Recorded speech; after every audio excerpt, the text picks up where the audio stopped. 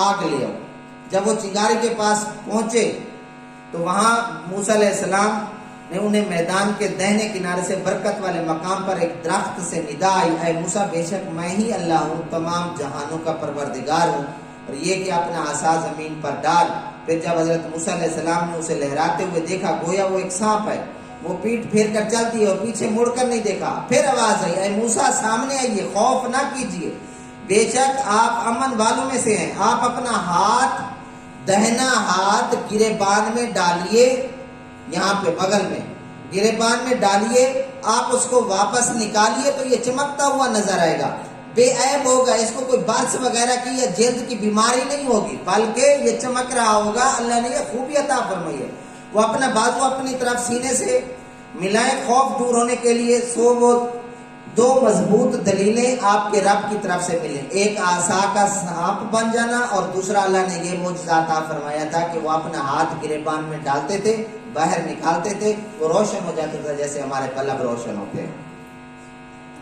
پھر اللہ نے فرمایا کہ تم فرعون کے پاس جاؤ، یہ معجزات دو دیے نا، فرعون کے پاس جاؤ اور فرعون سے دعوت دو اس کو۔ موسیٰ علیہ السلام نے کہا، اے میرے رب، میں نے ان میں سے ایک شخص کو قتل کر دیا تھا، میں ڈرتا ہوں مجھے قتل کر دیں گے، یہ جو پہلے میں واقعہ بتا چکا ہوں، اور میرے بھائی ہارون جو مجھ سے زیادہ فصیح و بلیغ ہیں، تو انہیں میری مدد کے لیے میرے ساتھ رسول بنا کر بھیج۔ حضرت ہارون کی بات ہو رہی ہے، حضرت ہارون حضرت موسیٰ سے بڑے تھے، 2 سال یا 3 سال، ان کی بات ہو رہی ہے۔ تو اللہ تبارک و تعالیٰ نے حضرت ہارون علیہ السلام کو بھی نبی بنا دیا اور اس کا بازو بنا دیا۔ اس لیے جو کہتے ہیں نا، یہ بھائی جو ہوتے ہیں وہ بھائی کا بازو ہوتی ہیں، یہ یہیں سے قرآن کی اس آیت سے، اس واقعے سے یہ بات لی گئی ہے کہ حضرت موسیٰ علیہ السلام نے جب دعا کی تو اللہ تبارک و تعالیٰ نے یہی کہا کہ آپ کے بازو کو آپ کے بھائی کے ساتھ مضبوط کر دیں گے، آپ دونوں کو غلبہ عطا فرمائیں گے، وہ ہماری نشانیوں کے باعث آپ تک نہیں پہنچ سکیں گے۔ جب یہ بات ہوئی تو حضرت موسیٰ علیہ السلام ہماری کھلی نشانیاں لے کر وہاں پہنچے تو انہوں نے کہا یہ تو صرف من گھڑت جادو ہے اور کچھ بھی نہیں ہے۔ ہم نے یہ باتیں اپنے پہلے باپ دادا سے بھی سن رکھی ہیں، وہ ایسے لوگ کرتے آئے ہیں، اور حضرت موسیٰ علیہ السلام نے کہا میرا رب اس کو خوب جانتا ہے جو میرے رب کی طرف سے ہدایت لے کر آیا ہے، اور وہ خوب جانتا ہے کہ آخرت کا انجام کس کے لیے اچھا ہوگا۔ تو یہ ساری باتیں اس کے سامنے ہوئی۔ تو اب اس بات کی طرف آتے ہوں، کیونکہ یہ جو آج کا سبق ہے وہ حضرت موسیٰ علیہ السلام کے فرعون کے ساتھ مقابلے والا ہے، جو جادوگروں نے مقابلہ کیا تھا، وہ وہاں پہ بات میں قرآن شریف کی آیات سے پڑھتا ہوں۔ اب موسیٰ علیہ السلام کی وفات کے حوالے سے کچھ میں ذکر کر کے بات کو ختم کرتا ہوں، اس کے واقعے کو۔ حضرت موسیٰ علیہ السلام کب اور کہاں فوت ہوئے؟ یہ پہلے نام، پرورش، نسب اور اس کے ساتھ پیدائش، اب جوانی کیسے گزاری، جوانی کے بعد اب میں بتا رہا ہوں کہ وہ فوت کب اور کہاں ہوئے۔ یہ مختصر بات رکھتا ہوں اور بات کو ختم کرتا ہوں۔ حضرت ابو ہریرہ بیان کرتے ہیں رسول اللہ صلی اللہ علیہ وسلم نے فرمایا حضرت موسیٰ علیہ السلام کے پاس ملک الموت آئے اور کہا اپنے رب کی دعوت پر چلیے۔ حضرت موسیٰ علیہ السلام نے ایک تھپڑ مارا اور ملک الموت کی آنکھ نکال دی۔ ملک الموت اللہ کے پاس گئے اور عرض کیا تو نے مجھے ایسے بندے کے پاس بھیجا جس کے مرنے کا ارادہ ہی نہیں ہے۔ اللہ تعالیٰ نے حضرت اسرائیل علیہ السلام کی آنکھ واپس لوٹا دی اور فرمایا میرے بندے کے پاس جا کر کہو اگر تم زندگی چاہتے ہو تو ایک بیل کی پشت پر ہاتھ رکھ دو، جس قدر اس ہاتھ کے نیچے بال آئیں گے اتنے سال میں تمہیں زندگی اور دے دوں گا۔ حضرت موسیٰ نے پھر فرمایا پھر کیا ہوگا؟ اس نے کہا پھر موت ہو۔ تو جب یہ بات ہوئی تو اس نے کہا پھر ابھی لے لو، پھر یہ کوئی بات ہے؟ تو اس نے کہا اے میرے رب مجھے ارض مقدسہ سے ایک پتھر پھینکنے کے فاصلے پر موت عطا فرما۔ ارض مقدس، شام کی زمین کو بھی ارض مقدس کہا جاتا ہے یہ اس کو، اور وہ جو جہاں پر طور پہاڑ ہے اس کو بھی ارض مقدسہ کہا جاتا ہے، وادی مقدس کہا جاتا ہے۔ بہرحال اس کی طرف رسول اللہ صلی اللہ علیہ وسلم نے فرمایا اگر میں اس جگہ ہوتا تو میں تمہیں ان کی قبر کے راستے ایک جانب کثیب احمر کے پاس دکھاتا۔ یہ بخاری شریف میں روایت ہے، حضور علیہ الصلوۃ والسلام نے یہ جملہ کہا تھا۔ اور اس کے ساتھ ایک اور حدیث ہے جو آپ نے یاد رکھنی ہے کہ حضور علیہ الصلوۃ والسلام نے ارشاد فرمایا کہ معراج کے موقع پر جب میں مسجد اقصی یعنی فلسطین کی جانب سفر کر رہا تھا تو راستے میں حضرت موسیٰ علیہ السلام کو اپنی قبر میں کھڑے ہو کر صلاۃ پڑھتے دیکھا. تو صلاۃ کے دو معنی، یہ بھی بخاری شریف میں روایت ہے، صلاۃ کے دو معنی کیے جاتے ہیں. صلاۃ کا ایک معنی ہے جی نماز پڑھ رہے تھے. پھر سوال یہ پیدا ہوتے تو کون سی نماز پڑھ رہے تھے جو قبر میں بھی فرض ہے؟ صاحب ذرا فرض نماز تو کوئی نہیں ہوگی، اگر ہوگی تو نفلی نماز ہوگی. تو کون سی نفل پڑھ رہے؟ ایک عظیم مہمان آپ کے گھر میں آ رہا ہو یا گھر سے گزر رہا ہو، کیا آپ نفلی عبادت میں مصروف رہیں گے یا اس عظیم مہمان کا استقبال کریں گے؟ بڑا مہمان آپ کے گھر سے گزرنے والا ہو، چاہے آپ کے گھر نہ آ رہا ہو، آپ کے گھر سے گزرنے والا ہو، تو کیا خیال ہے، آپ اس کا استقبال کریں گے یا نفلی عبادت میں مصروف رہ جائیں گے؟ ہماری شریعت ایک جگہ پر یہ بھی کہتی ہے، اگر کسی انسان نے نفلی روزہ رکھا ہوا ہے، آپ کے پاس مہمان آ گیا ہے اور مہمان ڈیمانڈ کرتا ہے یا اس علاقے کا وطیرہ ہو کہ مہمان میزبان کے ساتھ مل کر کھانا کھاتے ہیں، وہ نفلی روزہ توڑ دے، تو ہماری شریعت یہ کہتی ہے اسے 1000 اس توڑنے پر 1000 روزے کا ثواب ملے گا. اور جب وہ اس کی قضا کرے گا، اور یہ بات یاد رکھے نفلی روزہ جب توڑ دیا جائے تو اس کی قضا ضروری ہوتی ہے، لازمی ہوتی ہے. تو جب وہ اس روزے کی قضا کرے گا تو اسے 2000 روزے کا ثواب ملے گا. تو مجھے یہ بتائے کہ حضرت موسیٰ علیہ السلام کیا نفلی عبادت میں مصروف تھے؟ اور عظیم مہمان جس کو سید الانبیاء، امام الانبیاء، سید القونین کہا جاتا ہے، محبوب رب العالمین کہا جاتا ہے، کیا اس کے استقبال میں وہ نفلی نماز پڑھتے رہیں گے؟ تو اس لیے اہل محبت کہتے ہیں صلاۃ کا معنی یہاں درود ہے، وہ کھڑے ہو کر درود پیش کر رہے ہیں، درود بھیج رہے ہیں. اور تیسرا معنی جو کیا گیا ہے وہ یہ ہے کہ صلاۃ کا معنی ہوتا ہے دعا. کیا ہوتا ہے؟ دعا. حضرت موسیٰ علیہ السلام کھڑے ہو کر دعا کر رہے تھے. بہرحال کوئی بھی معنی لیے جب مجھے کسی سے بھی اختلاف نہیں ہے. اگر نماز کا معنی لیتے ہیں تب بھی ٹھیک ہے، دعا کا معنی لیتے ہیں تب بھی ٹھیک ہے، اگر آپ یہ معنی لیتے ہیں کہ کھڑے ہو کر وہ درود پیش کر رہے تھے تو تب بھی ٹھیک ہے. تو اس میں بھی کسیب احمر کا ذکر ملتا ہے. اس حدیث میں بھی حضرت موسیٰ علیہ السلام وہاں پر جب گزرے وادی مقدس کا ذکر ملتا ہے. تو یہاں پر یہ بات کہ حضرت موسیٰ علیہ السلام کی وفات کہاں ہوئی تو کسیب احمر کا زیادہ تر ذکر ملتا ہے. تو اس حوالے سے اب میں ایک اور بات آپ کے سامنے رکھتا ہوں کہ حضرت موسیٰ علیہ السلام کی جب موت کا وقت قریب آیا تو انہوں نے کیا کیا. ابو عمران جونی نے کہا جب موسیٰ علیہ السلام پر موت کا وقت آیا تو موسیٰ علیہ السلام رو رہے تھے.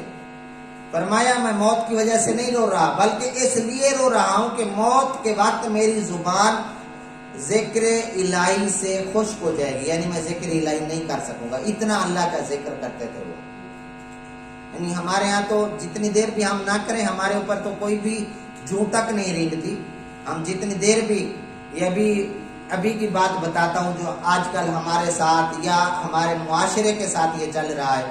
اگر آپ mobile, touch mobile, Android mobile آپ استعمال کرتے ہیں تو اس کے ساتھ یہ ہوتا ہے کہ آپ اگر واٹس ایپ کو سین کیے ہوئے دیکھے ہوئے کتنی دیر بیت چکے آپ اندازہ لگائیں، اور قرآن شریف کو دیکھے ہوئے کتنی دیر بیت چکے آپ اندازہ اسی بات سے لگا لیں کہ آپ نے اپنے جتنے موبائل اپلیکیشن ڈاؤن لوڈ کر رکھی ہیں ان کو کتنی دیر بعد دیکھتے ہیں.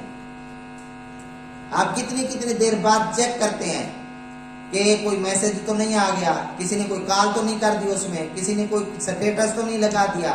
یہ سارا کچھ چیک کرتے ہیں. یہ تو ہے اپلیکیشن کا ہمارا حال.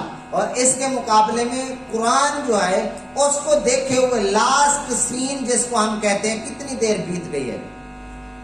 قرآن کو دیکھے ہوئے کہیں ایک دن بیت گیا ہوگا، کہیں ایک ہفتہ بیت گیا ہوگا، کہیں ایک سال بیت گیا ہوگا، کہیں ایک مہینہ، اور کہیں پر پوری زندگی بیت گئی ہوگی کہ قرآن کو نہیں دیکھا. اور اس کے مقابلے میں واٹس ایپ دن میں 1000 دفعہ چیک کر لیتا ہوں. تو یہ ہمارا المیہ ہے کہ ہمارے لاسٹ سین مختلف اپلیکیشن پر تو موجود ہیں لیکن قرآن پر کئی سالوں سے موجود نہیں ہے. یہ ظلم ہے اپنی جان پر، ان پر کوئی ظلم بھی نہیں ہے.